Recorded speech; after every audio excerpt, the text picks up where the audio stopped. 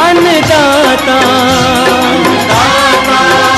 अन्नदाता, नीत तुम्हारा अन्नदाता, पग पग पर है संग तुम्हारे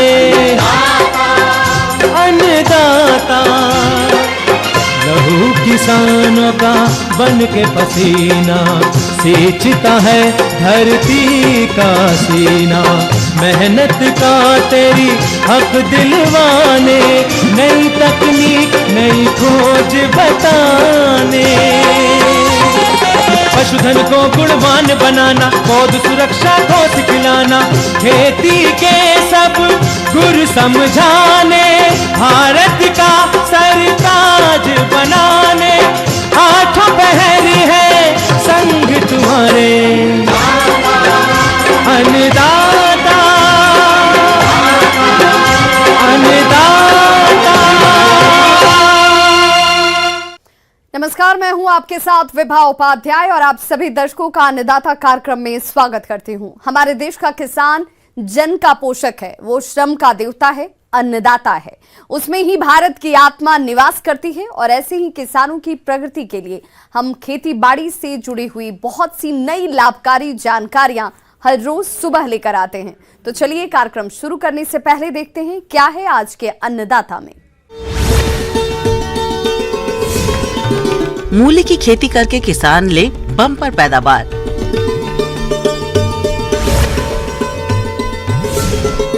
ट्रैक्टर की सही देखरेख और रखरखाव का तरीका।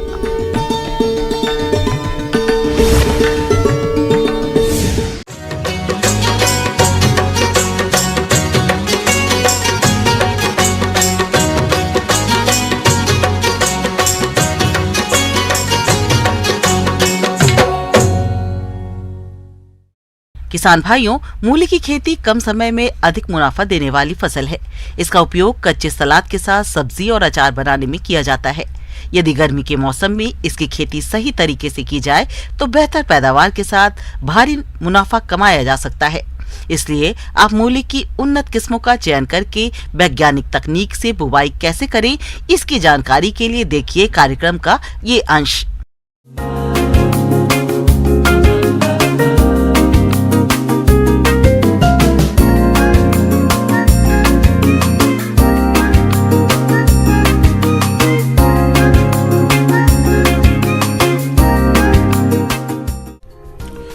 मूली का उपयोग सलाद और सब्जी के रूप में किया जाता है।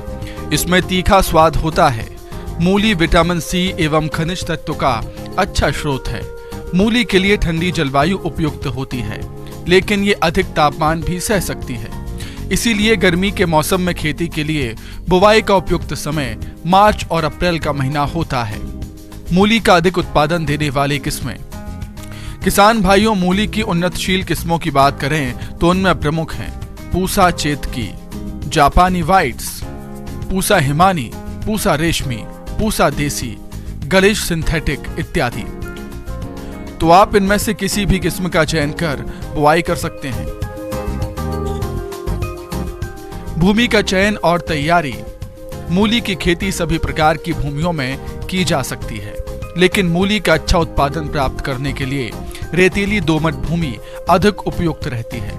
मूली के लिए गहरी जुताई की आवश्यकता होती है, इसीलिए खेत की एक जुताई मिट्टी पलटने वाले पिलाऊ से करने के बाद 2 से 3 बार कल्टीवेटर चलाकर भूमि को समतल कर लें, जिससे फसल का उचित विकास हो सके। खाद और उर्वरकों का प्रयोग। किसान भाइयों, मूली की फसल से अधिक उत्पादन प्राप्त करने के लिए खाद और उर्वरकों का संतुलित मात्रा में प्रयोग करना जरूरी होता है। इसलिए 150 कुंटल गोबर की खाद या compost, 217 kilo urea, 313 kilo single super phosphate तथा 167 किलो म्यूरेट ऑफ पोटाश प्रति हेक्टेयर की आवश्यकता होती है।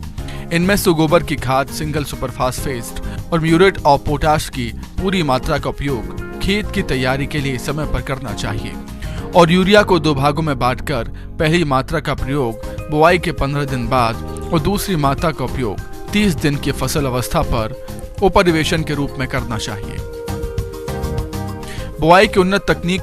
किसान भाइयों, मूली के बीज की मात्रा उसकी जाति, बुआई की विधि और बीज के आकार पर निर्भर करती है। लेकिन सामान्य तौर पर मूली की बुआई के लिए 5 से 10 किलो बीज प्रति हेक्टेयर की आवश्यकता होती है। बुआई से पहले मूली के बीजों को कार्बेडाजिम दवा 3 ग्राम प्रति किलोग्राम बीज की दर से बीज उपचार करें। मूली की बुआई 2 तरीके से की जाती है, जिसमें पहली है कतारों में बुआई।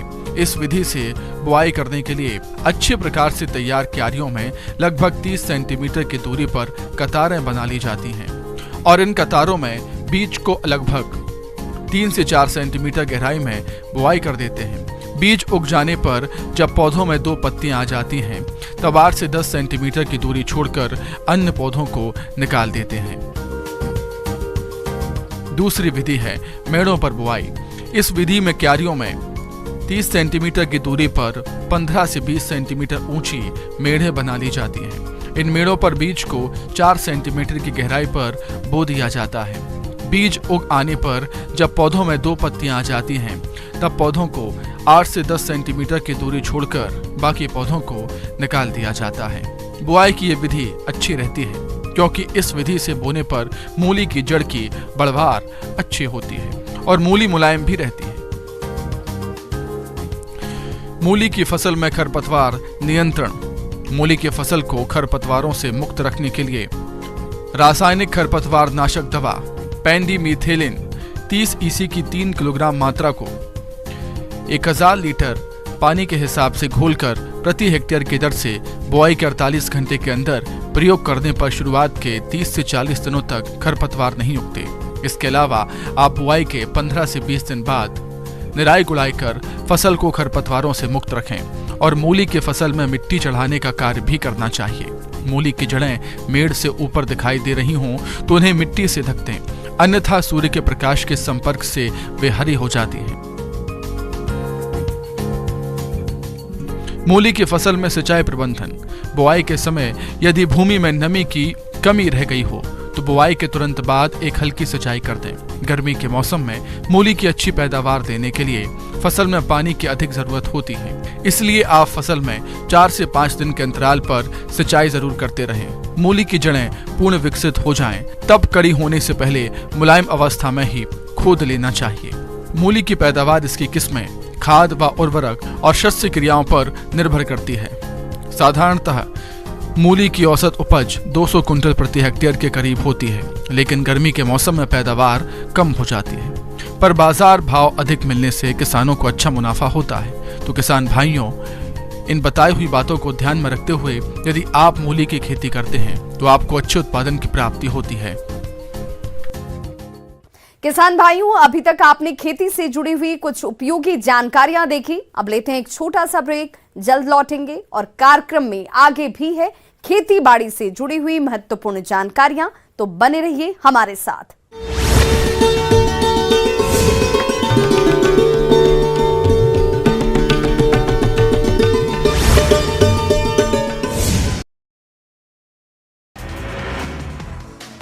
ब्रिटेन में बोले कांग्रेस के वरिष्ठ नेता और सांसद राहुल गांधी। कैम्ब्रिज यूनिवर्सिटी में छात्रों के बीच लगाया खुद के फोन की जासूसी का आरोप। मेघालय में एक बार फिर से सरकार बनाने जा रही national people's party. Bharatiya Janata party ने दिया समर्थन। मुख्यमंत्री कोनराड के संगमा ने राज्यपाल को सौंपा इस्तीफा। नागपुर में संघ प्रमुख मोहन भागवत का बड़ा बयान। बोले कुछ मतलबी लोगों ने ग्रंथों में अपनी तरह से चीजों को डाला, समीक्षा को बताया जरूरी। इंग्लैंड क्रिकेट टीम के पूर्व कैप्टन केविन पीटरसन भारत के दौरे पर। केंद्रीय गृह मंत्री अमित शाह से की औपचारिक मुलाकात। शाह को बताया प्रेरक। बिजनौर में जूते के शोरूम में घुसा ट्रैक्टर, बिना ड्राइवर अचानक हुआ स्टार्ट।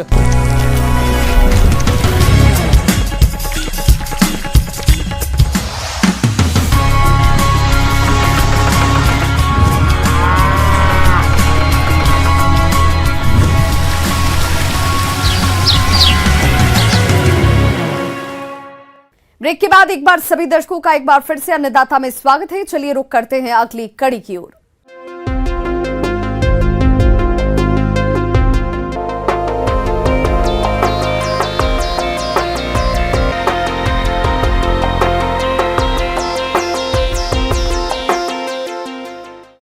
आज के समय में ट्रैक्टर के बिना आधुनिक और उन्नत खेती कर पाना बहुत मुश्किल है। अगर हम हरित क्रांति के बाद खेती में आत्मनिर्भर हुए हैं तो इसमें ट्रैक्टर की अहम भूमिका रही है। यह महज एक मशीन नहीं है बल्कि एक ऐसा कृषि यंत्र है जो खेती के कार्यों को आसान बनाता है। ऐसे में ये यंत्र सही तरीके से काम करता रहे, इसके लिए सही देखरेख और मरम्मत की जानकारी किसानों को होनी चाहिए, जिसे हमारे बीच साझा कर रही हैं इंजीनियर अंजलि सुधाकर।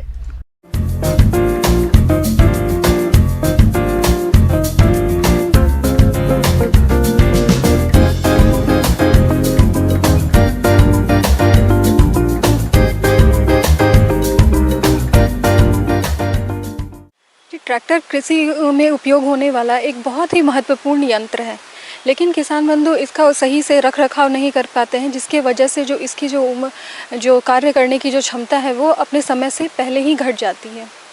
ट्रैक्टर का अगर हम खेतों में अगर उपयोग कर चुके हैं तो उसके लिए हमें उसके बाद हमें इसे साफ सफाई की ध्यान रखने की ज़रूरत होती है।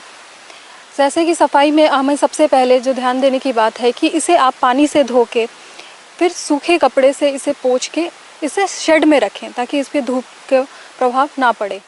ट्रैक्टर को धोकर शेड के नीचे खड़ा करें। यदि ट्रैक्टर में कुछ खराब है तो उसे ठीक करवा लेना चाहिए। सभी ग्रीस वाले स्थान को डीजल से साफ कर दोबारा नई ग्रीस भर देनी चाहिए। बैटरी को गर्म पानी से साफ करें और बैटरी टर्मिनल को साफ कर पेट्रोलियम जेली का लेप करें। जैसे ट्रैक्टर में उपयोग होने वाली बैटरी है तो बैटरी में हमेशा ध्यान रखनी है कि वहाँ पे जहाँ पे भी इनके कनेक्शंस है वो कनेक्शन सही से लगे हुए होने चाहिए, एवं जहाँ पे कनेक्शन है वहाँ पे वो कनेक्शन टाइट होने चाहिए, वहाँ पे लुब्रिकेशन होना चाहिए। ट्रैक्टर के जो बैटरीज होते हैं वो सही से चार्ज होने चाहिए। चार्ज देने समय हमेशा एक बात का ध्यान रखें कि चार्ज जो है वो फुल चार्ज करें ट्रैक्टर। हम जो इसमें पानी का लेवल होता है, जो इलेक्ट्रोलाइट यूज़ करते हैं, वो इलेक्ट्रोलाइट जो है वो लगभग जो उसमें प्लेट्स लगे होते हैं उसमें से 10 mm जो है वो ज़्यादा होना चाहिए। इससे जो है आपकी बैटरी की उम्र है वो ज़्यादा रहती है। यदि ट्रैक्टर को लंबे समय के लिए स्टोर करना है तो बैटरी की तार को अलग कर देना चाहिए और समय समय पर बैटरी को चार्ज करते रहना चाहिए। गियर का उपयोग बार बार होने के कारण उनमें मौजूद तेल कम हो जाता है। गियर बॉक्स में तेल की जांच अवश्य करें। एक हफ्ते काम में लेने के बाद ट्रैक्टर के कई हिस्सों में ग्रीस की मात्रा कम हो जाती है, जैसे clutch shot, bearing, brake control, पंखे का वॉशर, सामने वाले पहिए का hub, tie rod, radius cross आदि। इन पर ग्रीस अवश्य लगवाएं। जैसे कि इसमें हमारा टायर होता है, तो अगर हम टायर की बात करें तो टायर के रखरखाव के लिए हमें सबसे महत्वपूर्ण चीज़ की जो ध्यान देने की जो बातें ध्यान में रखनी चाहिए वो है कि इसका प्रेशर। टायर का प्रेशर जो है वो हमेशा जो उसके मैनुअल में दिए गए प्रेशर के अनुसार ही होनी चाहिए। टायर का जो पहला चक्का है उसमें प्रेशर हमेशा ज़्यादा होता है पिछले चक्के के मुकाबले। ऐसे पहले चक्के का जो प्रेशर होता है वो 2 kg/cm² होता है और जो पिछले चक्के का जो प्रेशर होता है वो प्रायः 1 kg/cm² होता है। एवं इसमें हमेशा एक ब्लास्टिंग की, अगर आप इसमें कृषि यंत्र, भारी यंत्र लगा रहे हैं और उसका खेतों में इस्तेमाल कर रहे हैं तो हमें ट्रैक्टर के टायर की ब्लास्टिंग करने की भी ज़रूरत है। इसके दूसरे कंपोनेंट की बात करें, जैसे इसमें रेडिएटर होता है जो कि ट्रैक्टर के इंजन को ठंडा रखता है, तो इसमें कूलेंट जो है, उसमें पानी की जो एक लेवल होती है वो हमेशा जो उसमें मार्क लेवल है उससे हमेशा अनुसार ही देनी चाहिए। साथ में अगर आपको धुआं, अगर आप देख रहे हैं कि धुआं सफ़ेद रंग का है, दैट इसका मतलब ये हुआ कि आपके जो फ्यूल है उसमें कुछ नमी की मात्रा है, जिसके वजह से धुआं जो है वो सफ़ेद में हो रहा है। या फिर अगर धुआं जो है वो ब्लू रंग का आ रहा है तो इसका मतलब ये हुआ कि आपके ईंधन में जो है वो कुछ कचरे की उपस्थिति है। अगर इसके फिर हम बात करें इसमें जो अलग अलग कंपोनेंट जो इस्तेमाल करते तेल की, तो तेल में हमें सबसे पहले ध्यान देने की बातें हैं कि जो इसकी इंजन ऑयल हम इस्तेमाल करते हैं, तो इंजन ऑयल हमें इस्तेमाल करते एक समय हमें ध्यान देना है कि वो जो भी है वो साफ़ हो और हमें इसका समय समय पे जो लेवल है वो चेक करना चाहिए। धुआं निकालने वाली ट्यूब में जमे कार्बन को साफ करें। इंजन में तेल को बदलने के लिए नाली प्लग से तेल को बाहर निकालें और सही ग्रेड का साफ तेल भर दें। धात्विक तेल से फिल्टर को साफ करते रहें। क्लच और ब्रेक के फील प्ले की जांच करते रहें। ट्रैक्टर को हमेशा सही गियर में चलाना चाहिए। गलत गियर चुनने पर ईंधन की खपत 20 से 30% अधिक होती है और खेत की जुताई का आउटपुट करीब 40 से 50% तक घट सकता है। इसलिए ट्रैक्टर में हमेशा भार को ढुलाई क्षमता के अनुसार ही रखें। इंजन ऑयल का लेवल चेक करने के लिए हमें क्या करना है, पहले इंजन को थोड़ी देर अगर ऑन है तो उसको 15 मिनट तक ठंडा होने दें। इंजन जब ठंडा हो जाए तभी हम उसके तेल का जो है लेवल वो नापें। अब जो भी आपके फ्यूल है वो निकाल दें बाहर, फिर जो है आप नया उसमें फ्यूल भरें। इससे आपके जो है उम्र जो उसका फ्यूल टैंक है वो साफ़ रहेगा और उसकी उम्र अधिक रहेगी। एवं इसमें अलावा जो लुब्रिकेंट ऑयल जहाँ पे हम इस्तेमाल करते हैं तो लुब्रिकेंट ऑयल का भी जो टैंक है वो भी सही पूर्वक भरी रहे। उसके अलावा हमें और भी जैसे अलग अलग चीज़ों का ध्यान, कुछ छोटी मोटी बातों का ध्यान रखना है, जिसमें जैसे इसके नट बोल्ट्स हो गए। एवं जो एक चीज़, जब इसके पेडल होते हैं तो पेडल पे हमेशा ध्यान रखें कि पेडल साफ़ हो, ताकि जब ट्रैक्टर ऑपरेटर इस पर चढ़े तो उनका पैर स्लिप ना हो और किसी दुर्घटना से वो बच सके। ट्रैक्टर की अधिकतम हॉर्स पावर के अनुसार ट्रैक्टर और इम्प्लीमेंट्स चलाने की स्पीड का चयन करें और ट्रैक्टर को हमेशा उच्च गियर पर चलाएं। ट्रैक्टर की क्षमता के अनुसार ही इम्प्लीमेंट चलाने चाहिए। अधिक क्षमता वाले ट्रैक्टर से छोटे इम्प्लीमेंट चलाने पर और कम स्पीड में ट्रैक्टर को चलाने पर ईंधन की अधिक खपत होती है। वहीं डीजल खपत में ट्रैक्टर टायर की कंडीशन भी विशेष महत्व रखती है। घिसे हुए टायर वाला ट्रैक्टर डीजल की अधिक खपत करता है, इसीलिए टायर खराब होने पर तुरंत बदलवाएं। आगे और भी हैं खेतीबाड़ी से जुड़ी हुई बहुत सी रोचक जानकारियां, पर यहां रुकेंगे एक छोटे से ब्रेक के लिए। जल्द हाजिर होते हैं।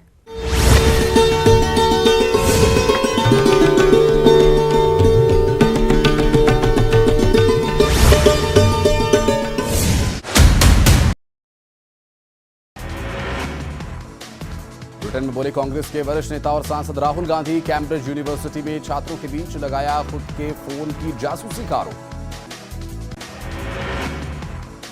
मेघालय में एक बार फिर से सरकार बनाने जा रही national people's party. Bharatiya Janata party ने दिया समर्थन। मुख्यमंत्री कोनराड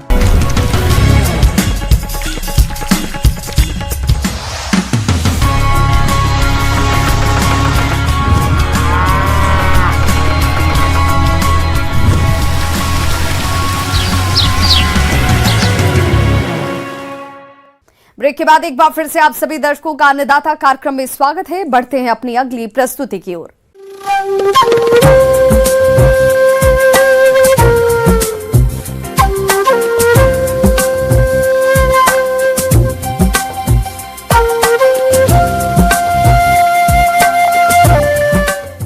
मौसम के अनुसार प्रबंधनों पर ही टिकी है आपकी खेतीबाड़ी, और इसलिए मौसम पूर्वानुमान और उस पर आधारित साप्ताहिक कृषि सलाह इस प्रकार है।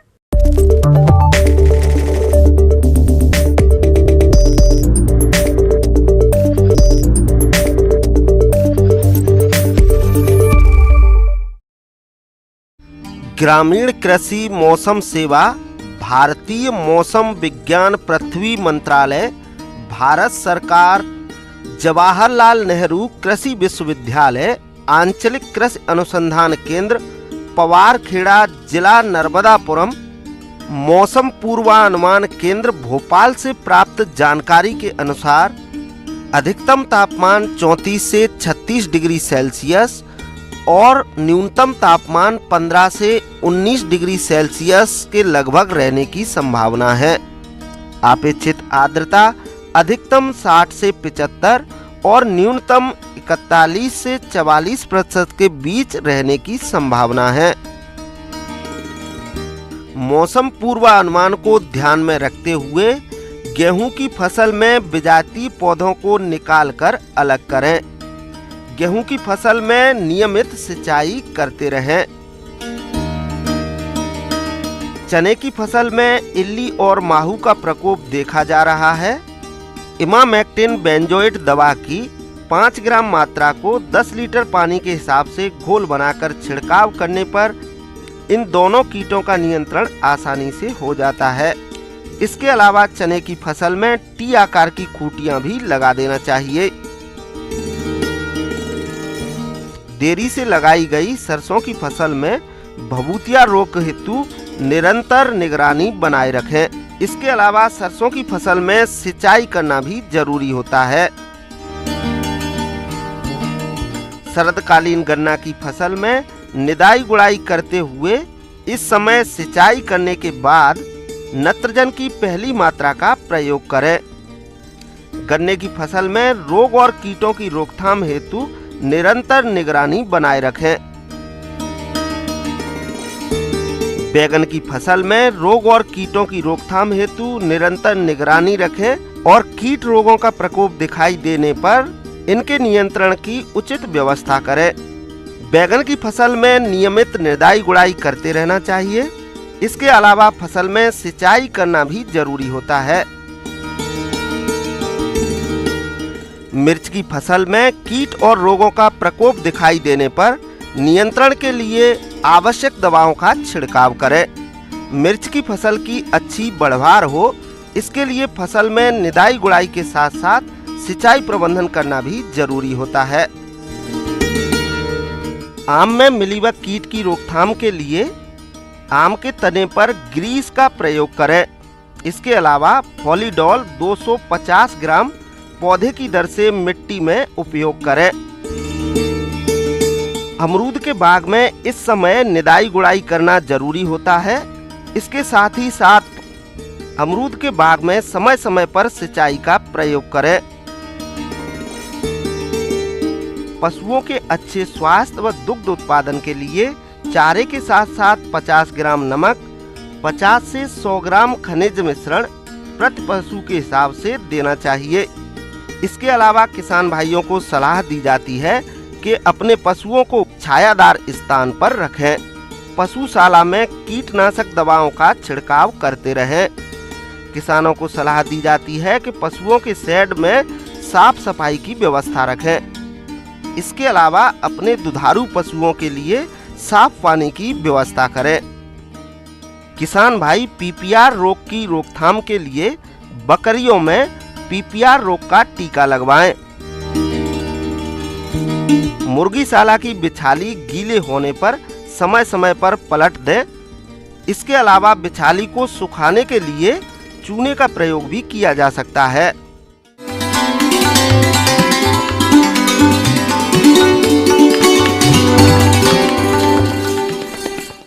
अन्नदाता हेल्पलाइन निःशुल्क फोन संपर्क सेवा के माध्यम से आपके द्वारा पूछे गए प्रश्नों में से एक या दो महत्वपूर्ण प्रश्न को हम अपने कार्यक्रम में शामिल करते हैं और इसी के तहत आज किसान का सवाल और उनका जवाब इस प्रकार से है। अन्नदाता निःशुल्क फोन संपर्क सेवा के माध्यम से पूछे गए प्रश्नों में से आज हमने जिस प्रश्न को कार्यक्रम में शामिल किया है उसे पूछा है ग्राम खेरिया, जिला बिलासपुर के कृषक राजेश माली ने। ये गुलाब की फसल में रोगों की रोकथाम के बारे में जानकारी चाहते हैं। तो राजेश माली जी, आपकी जानकारी के लिए प्रस्तुत है कार्यक्रम का ये अंश। इसमें हम लोग देखते हैं कि गुलाब में बहुत तरीके की बीमारियां और कीट लगते हैं। बीमारियों की वजह से जो फसल होती है वो बुरी तरीके से प्रभावित होती है। तो सबसे पहले हम लोग जो फफूंद जनित बीमारियों की बात करते हैं तो उसके अंदर एक सबसे बड़ी बीमारी है तने का सूखना, जिसको हम लोग डाई बैक बोलते हैं।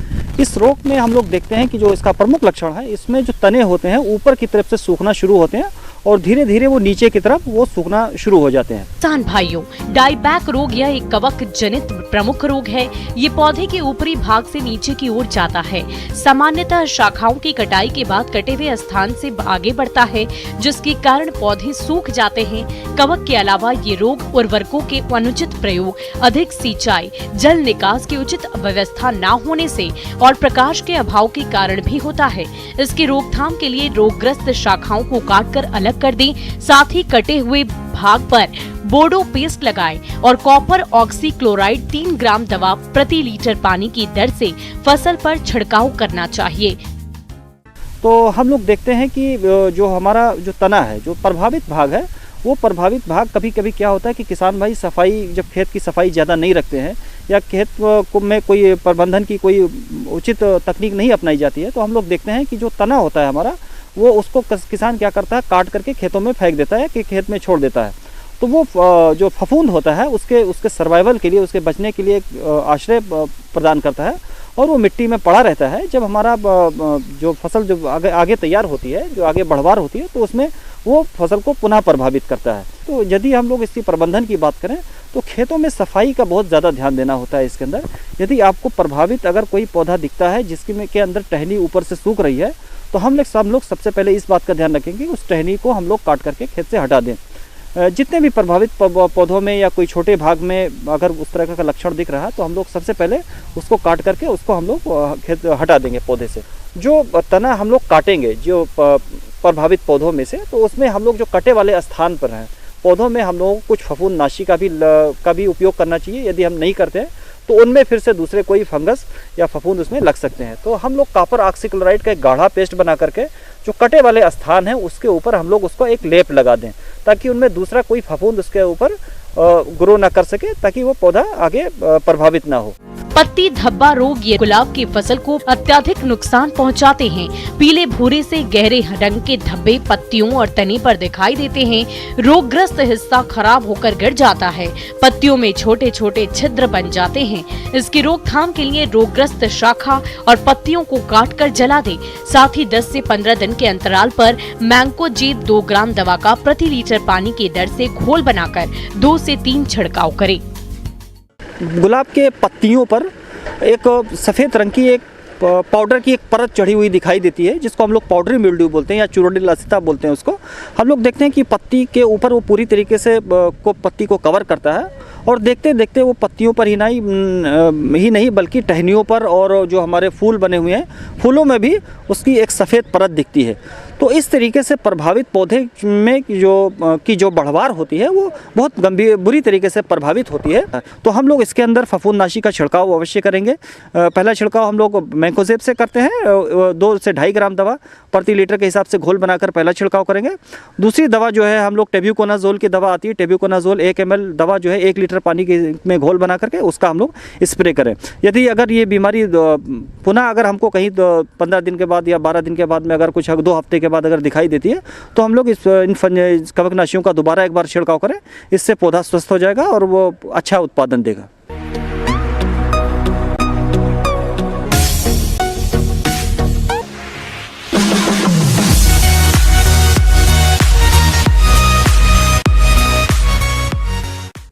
आइए अब एक नजर डालते हैं राज्य के कुछ चुनी हुई मंडियों के प्रमुख फसलों के बाजार भाव पर।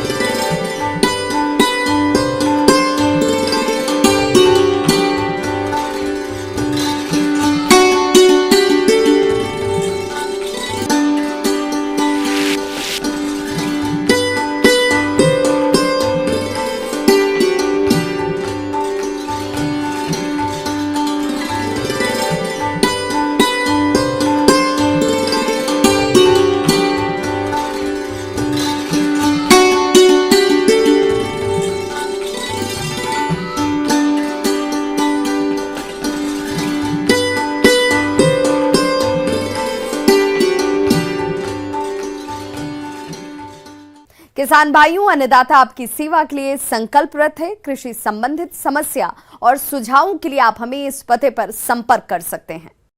प्रोड्यूसर अन्नदाता, news 18 Madhya Pradesh Chhattisgarh, Ramoji film city, Hyderabad 501512। साथ ही आप हमें ईमेल भी कर सकते हैं। हमारा ईमेल एड्रेस है p18annadatamp@nw18.com। इसके अतिरिक्त आप हमें निःशुल्क हेल्पलाइन नंबर 180088922163 पर सोमवार से शनिवार सुबह 10 बजे से शाम 4 बजे के बीच संपर्क भी कर सकते हैं। किसान भाइयों, अब समय हो रहा है आपसे विदा लेने का, तो हमारी अन्नदाता टीम को दीजिए इजाजत। कल फिर से होगी आपसे मुलाकात कृषि संबंधित कुछ और महत्वपूर्ण जानकारियों के साथ। नमस्कार।